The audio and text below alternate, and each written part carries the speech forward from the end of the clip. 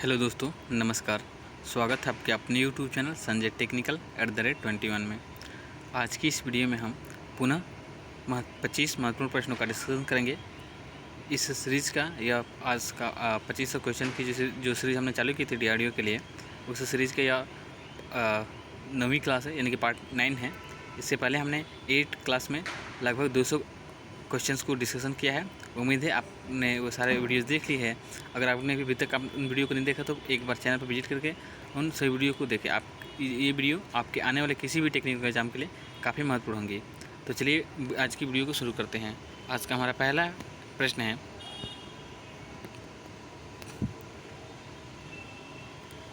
Crane hook बनाने के लिए रॉट आयरन का प्रयोग करते हैं। तो ये आपको याद रखना है कि क्रेन हुक्स बनाने के लिए जो है हम रॉट आयरन का प्रयोग करते हैं। आपके मुख्यतः जो है 3 प्रकार के आयरन मिलते हैं, जैसे कि पिग आयरन, कास्ट आयरन और राट आयरन। ठीक है, पिग आयरन बहुत ही बेकार लोहा होता है, जो राट आयरन सबसे शुद्ध लोहा होता है। कौन सा? Rot iron. ठीक है, तो इसलिए हम क्या करते हैं, जो क्रेन हुक्स वगैरह होते हैं उनको बनाने के लिए हम क्या करते हैं, राट आयरन का प्रयोग करते हैं।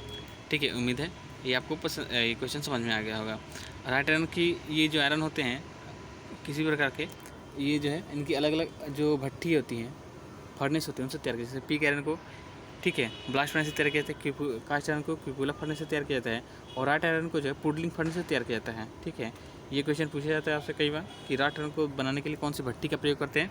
तो राट आयरन को बनाने के लिए पुडलिंग फर्नेस का प्रयोग करते हैं। ठीक है, और इसमें आयरन जो कार्बन की मात्रा होती है वो 0.02 से लेकर के 0.03% तक कार्बन की मात्रा होती है। ये भी आपको याद रखना है। चलिए नेक्स्ट क्वेश्चन देखते हैं। टूटे हुए टेप को बाहर निकालने के लिए स्टड एक्सट्रैक्टर का प्रयोग करते हैं। ठीक है, जो टैप करते समय अगर कोई टैप टूट जाता है, ठीक है, होल के अंदर, तो उसे हम स्टड एक्सट्रैक्टर के द्वारा निकाल सकते हैं। ठीक है, यानी कि उसे निकालने के लिए स्टड एक्सट्रैक्टर का प्रयोग करते हैं। तो नेक्स्ट क्वेश्चन देखते हैं 3 नंबर का। रेडियस गेज का प्रयोग इनसाइड डायमीटर को चेक करने के लिए करते हैं। जो रेडियस गेज होता है आपका, ठीक है, इसका प्रयोग जो है हम इनसाइड डायमीटर को चेक करने के लिए करते हैं। गेज जो है अप्रत्यक्ष मापीय औजार है, ये आपको याद रखना है। इनडायरेक्ट मेजरिंग इंस्ट्रूमेंट है। ठीक है, चलिए नेक्स्ट क्वेश्चन देखते हैं।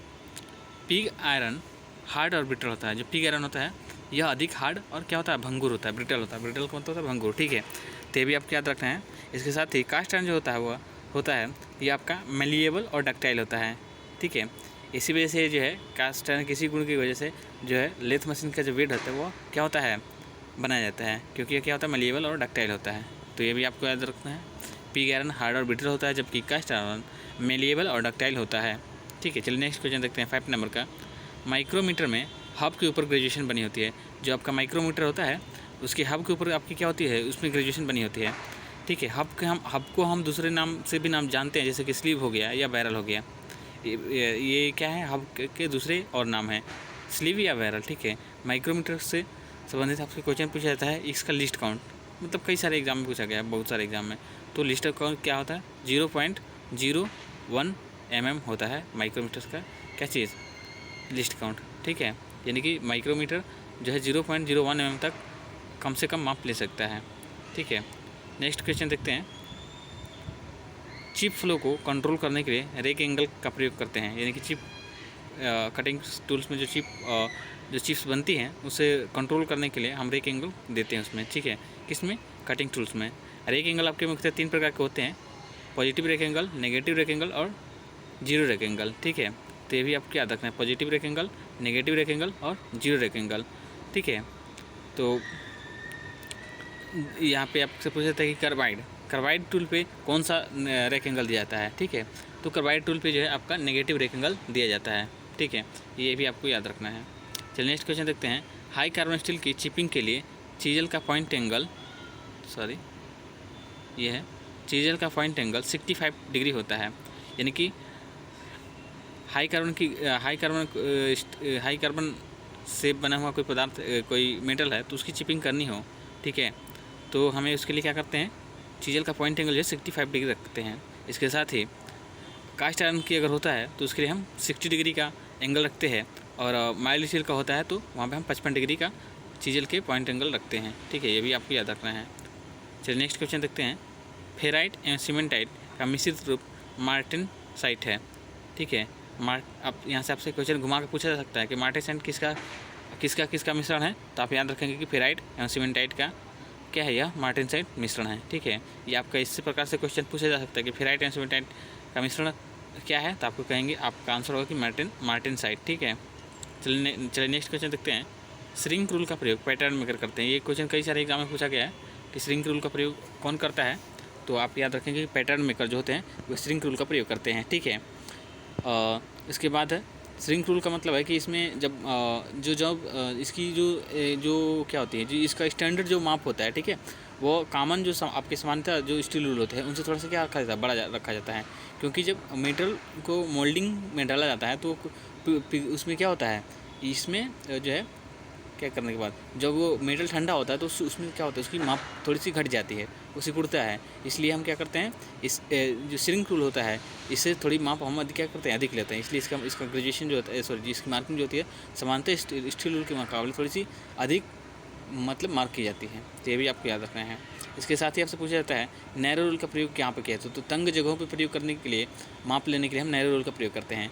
और ये जितने भी रूल हैं, स्टील रूल हो गया या श्रिंक रूल हो गया या नैरो रूल हो गया, इनका लिस्ट काउंट पूछा जाता है कि कितना होता है, तो लिस्ट काउंट होता है इसका 0.5 mm। ठीक है, यानी कि आधा mm इसकी क्या होती है, माप होती है। एक्यूरेसी भी 0.5 mm ही होता है। ठीक है, इसके साथ ही आपसे क्वेश्चन पूछा जाता है कि यह स्टील रूल ये किस प्रकार के मेजरमेंट टूल है, डायरेक्ट या इनडायरेक्ट। तो यह आपका डायरेक्ट लीनियर मेजरिंग इंस्ट्रूमेंट है। ठीक है, इसे हम डायरेक्ट माप ले सकते हैं, ये भी आपको याद रखना है। चलिए नेक्स्ट क्वेश्चन है, पानी की बोतल पर नकल थ्रेड होता है। ठीक है, यानी कि जो पानी की बोतलें होती हैं इनमें क्या होता है, नकल थ्रेड कटा होता है। इससे नकल थ्रेड क्या होता है कि इसमें रफ जगह पे इसका प्रयोग करते हैं और यह जो है बहुत आसानी से जल्दी खुल जाता है। ठीक है, तो ये आपको याद रखना है। नेक्स्ट क्वेश्चन है 11 नंबर का, जिग का प्रयोग मिलिंग में नहीं होता है, यानी कि मिलिंग ऑपरेशन में हम जिग का प्रयोग नहीं करते हैं। चलिए नेक्स्ट क्वेश्चन देखते हैं। थ्रेड की संख्या को प्रति इंच लंबाई में मापते हैं, यानी कि एक इंच में कितने थ्रेड है उसे हम क्या करते हैं, लंबाई में मापते हैं। और थ्रेड की संख्या इसको हम क्या कर सकते हैं, इसको हम कह सकते हैं क्या चीज़, आप कह सकते हैं कि उसमें ग्रेड ही इसमें क्या होता है कि जैसे कि फाइल में प्रति इंच में लंबाई में कितने दांते कटे होते हैं, वो उसका क्या होता है, ग्रेड होता है। तो उसी प्रकार थ्रेड की संख्या जो होती है ना, प्रति इंच लंबाई में मापते हैं, यानी कि एक इंच में कितनी थ्रेड की संख्या है वो उसका क्या होता है, पिच होता है। अगर थ्रेड की संख्या एक इंच में ज़्यादा है तो फाइन थ्रेड होगा। ठीक है, और एक इंच में थ्रेड की संख्या कम है तो वह कोर्स थ्रेड होगा। ठीक है, नेक्स्ट क्वेश्चन देखते हैं। बेंच वाइज का बॉक्स नट फास्फोरस ब्रॉन्ज का बना होता है। ये भी कई सारे एग्जाम में पूछा जाता है कि बेंच वाइज का बॉक्स नट जो होता है कौन से मेटल का बना होता है, तो फास्फोरस ब्रॉन्ज या गन मेटल का बना होता है, ये आपको याद रखना है। और बॉडी की बात करें तो ये कास्ट आयरन की बनी होती है। इसका हैंडल और स्पेंडल जो होता है वो माइल्ड स्टील का बना होता है। और जब इसके बाद जबड़े की बात करें, टूल, तो जो जबड़ा होता है बेंच वाइज का, यह टूल स्टील का बनाया जाता है। ठीक है, तो ये सारे लगभग हम लोग 13 क्वेश्चन कवर कर लिए हैं। ठीक है, चलिए नेक्स्ट क्वेश्चन देखते हैं। 14 नंबर, टेम्पलेट माइल्ड स्टील के बनाए जाते हैं। ठीक है, टेम्पलेट जो होते हैं ना वो किसके बनाए जाते हैं, माइल्ड स्टील के बनाए जाते हैं। टेम्पलेट का कार्य क्या होता है, तो टेम्पलेट का प्रयोग करते हैं हम मार्किंग करते समय। ठीक है, और यह ज़्यादा नहीं, मतलब 2 से 3 mm तक क्या होता है, मोटा होता है। तो मार्किंग करने के लिए हम कई सारे इंस्ट्रूमेंट जैसे कि यूज़ करते हैं, जैसे जेनी कैल्पर है, स्टील रूल है, स्क्राइबर है। उसी प्रकार क्या है, टेम्पलेट भी से हम क्या कर सकते हैं, मार्किंग कर सकते हैं। ठीक है, लेकिन इसमें एक स्टैंडर्ड साइज में दिए जाते हैं या स्टैंडर्ड डिज़ाइन में होता है, तो इसलिए इसमें मार्किंग करते समय थोड़ी दिक्कत आती है। ठीक है, लेकिन टेम्पलेट का प्रयोग हम क्या करते हैं, मार्किंग करने के लिए करते हैं, जो कि माइल्ड स्टील से बनाए जाते हैं। इसकी मोटाई जो होती है 2 से 3 mm तक मोटी होती है। ठीक है, नेक्स्ट क्वेश्चन देखते हैं। जहाँ स्क्रू ड्राइवर को घुमाना कठिन हो तो वहाँ फिलिप्स स्क्रू ड्राइवर का प्रयोग करते हैं। जहाँ पे स्क्रू ड्राइवर को घुमाने की कठिनाई हो वहाँ पे फिलिप्स स्क्रू ड्राइवर का प्रयोग करते हैं। चलिए नेक्स्ट क्वेश्चन देखते हैं।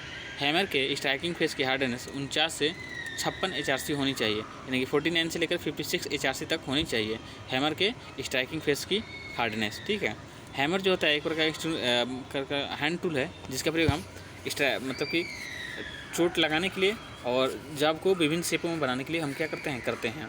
ठीक है, तो ये आपको याद रखना है कि जो स्ट्राइकिंग फेस होता है उसका वो 49 से लेकर 56 HRC तक क्या होना चाहिए। ठीक है, इसके साथ ही हम इसके बात करें कि इसका कौन सा हैमर का कौन सा पोर्शन जो होता है वो मुलायम रखा जाता है, तो इसका चिक जो होता है वो मुलायम रखा जाता है।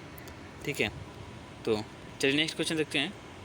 हैंड वाइस में विंग नट का प्रयोग करते हैं। जो हैंड वाइस होता है उसमें हम कौन सा विंग नट का प्रयोग करते हैं। ये क्वेश्चन कई सारे एग्जाम में रिपीट हुआ है और आगे भी ना जाने कितनी बार रिपीट होगा, इसलिए ये महत्वपूर्ण क्वेश्चन है, इसको नोट कर लीजिएगा और इसको याद कर लीजिए, ठीक है, कि हैंड वाइस में आपका विंग नट का प्रयोग हम करते हैं या होता है। चलिए नेक्स्ट क्वेश्चन देखते हैं। 18 number, state as high carbon steel से बनाए जाते हैं। जो स्टेट एज होते हैं या जॉब की जो एज होते हैं उनको चेक करने के लिए प्रयोग किए जाते हैं और ये हाई कार्बन स्टील से बनाए जाते हैं। इसके जो जॉब होता है उसकी क्या कहते हैं, उसके पैरेललिज्म को चेक करने के लिए या जो कोई जॉब है उसकी सरफेस को चेक करने के लिए, वो फ्लैट सरफेस है कि नहीं है उसको चेक करने के लिए हम क्या करते हैं, स्टेट एज का प्रयोग करते हैं और ये हाई कार्बन स्टील से बनाए जाते हैं। नेक्स्ट क्वेश्चन है 19 नंबर, सुराख को बड़ा करने की क्रिया ट्रिपेनिंग कहलाती है। अगर कोई सुराख दिया हुआ है पहले से और सुराख को हम बड़ा करते हैं तो उस क्रिया को हम कहते हैं ट्रिपेनिंग। ये भी मोस्ट इंपॉर्टेंट क्वेश्चन है, आपको याद रखना है। तो नेक्स्ट क्वेश्चन पे चलते हैं। Next question number 20 number, angle plate 2 grade में पाए जाते हैं, ठीक है। एंगल जो प्लेट होता है यह जाब को सपोर्टिंग के लिए प्रयोग किया जाता है और यह 2 ग्रेड में पाया जाता है, जैसे ग्रेड 1 और ग्रेड 2, ये आपको याद रखना है, ठीक है।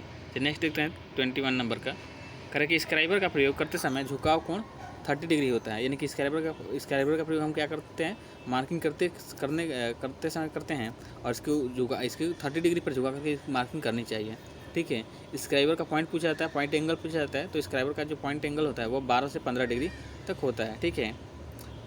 चलिए नेक्स्ट, और इसकी मटेरियल की बात करें कि कौन सा पदार्थ से बना होता है, तो यह हाई कार्बन स्टील से बनाया जाता है, ठीक है। नेक्स्ट क्वेश्चन देखते हैं। ग्रेड 00 स्लिप गेज का प्रयोग रेफरेंस के लिए करते हैं, ठीक है। तो स्लिप गेज आपको बताया था कि स्लिप गेज आयताकार आकार के होते हैं, ठीक है, टूल स्टील के बनाए जाते हैं और यह 4 अलग अलग ग्रेड में पाए जाते हैं। जैसे ग्रेड 00 है, ग्रेड 0 है, ठीक है, ग्रेड 1 है और ग्रेड 2 है। तो ग्रेड 00 स्लिप गेज का प्रयोग रेफरेंस के लिए करते हैं, जबकि ग्रेड 0 स्लिप गेज का प्रयोग कैलिब्रेशन के लिए करते हैं, ठीक है। इसके साथ ही ग्रेड 1 का जो क्या होता है स्लिप गेज होता है वह टूल रूम में प्रयोग किया जाता है और ग्रेड 2 का स्लिप गेज होता है वह वर्कशॉप में प्रयोग किया जाता है। एक बार पुनः आपको बता देते हैं, ग्रेड 00 स्लिप गेज का प्रयोग रेफरेंस के लिए प्रयोग करते हैं, ग्रेड 0 स्लिप गेज का प्रयोग कैलिब्रेशन के लिए प्रयोग करते हैं, ग्रेड 1 स्लिप गेज का प्रयोग टूल रूम में करते हैं, ठीक है, जबकि सेकेंड ग्रेड का जो स्लिप गेज होता है उसका प्रयोग हम वर्कशॉप में करते हैं। तो ये 4 ग्रेड होते हैं, आपको याद रखना है, ग्रेड 00, ग्रेड 0, 1 और 2, ठीक है, ये भी आपको याद रखना है। इसके ग्रेड से कई सारे एग्जाम में क्वेश्चन पूछे गए हैं, उम्मीद है आगे भी क्वेश्चन पूछे जाएंगे। नेक्स्ट क्वेश्चन है 23 नंबर का, एक्सटर्नल थ्रेड को चेक करने के लिए थ्रेड रिंग गेज का प्रयोग करते हैं। एक्सटर्नल थ्रेड को चेक करना हो, इंटरनल और एक्सटर्नल 2 प्रकार के थ्रेड होते हैं। एक्सटर्नल थ्रेड हो गया कि जाब के बाहरी उसकी डायमेंशन बना होगा और इंटरनल थ्रेड का मतलब उसकी अंदर बना होगा, ठीक है। तो एक्सटर्नल जहाँ पे थ्रेड हो वहाँ पे चेक करने के लिए थ्रेड रिंग गेज का प्रयोग करते हैं, ठीक है, ये आपको याद रखना है। और इंटरनल थ्रेड गेज को इंटरनल थ्रेड को चेक करना होता है तो वहाँ पे थ्रेड प्लग गेज का प्रयोग करते हैं, ठीक है, ये भी आपको याद रखना है। चलिए नेक्स्ट देखते हैं 24 नंबर क्वेश्चन। स्टीम इंजन तथा बॉयलर के लिए कापर का पाइप प्रयोग करते हैं। जहाँ पे स्टीम इंजन हो या बॉयलर के लिए, ठीक है, हम कौन से पाइप का यूज़ करते हैं, तो कापर के, ठीक है, बने हुए पाइप का प्रयोग करते हैं। नेक्स्ट और आज की वीडियो का अंतिम क्वेश्चन है, जंग से बचने के लिए स्टील के पाइप निकल व क्रोमियम की परत चढ़ाई जाती है। यानी कि जंग से बचने के लिए स्टील के पाइप पर निकल और क्रोमियम की परत चढ़ाई जाती हैं। तो ये कुछ महत्वपूर्ण प्रश्न थे, लगभग 25 क्वेश्चन हमने डिस्कशन किया इसी वीडियो में और बहुत सारी उससे संबंधित जो क्वेश्चन बन सकते हैं उन सभी क्वेश्चन को भी आप लोगों के साथ में साझा किया है। उम्मीद है आपको जानकारी पसंद आई हो और पसंद आई होगी। अगर जानकारी पसंद है तो प्लीज़ वीडियो को लाइक करें, चैनल पर नए हैं तो चैनल को सब्सक्राइब कर लें ताकि आगे भी इसी प्रकार के आपकी वीडियो मिलते रहें। आज के लिए इतना है, मिलते हैं नेक्स्ट वीडियो में, तब तक के लिए धन्यवाद, जय हिंद।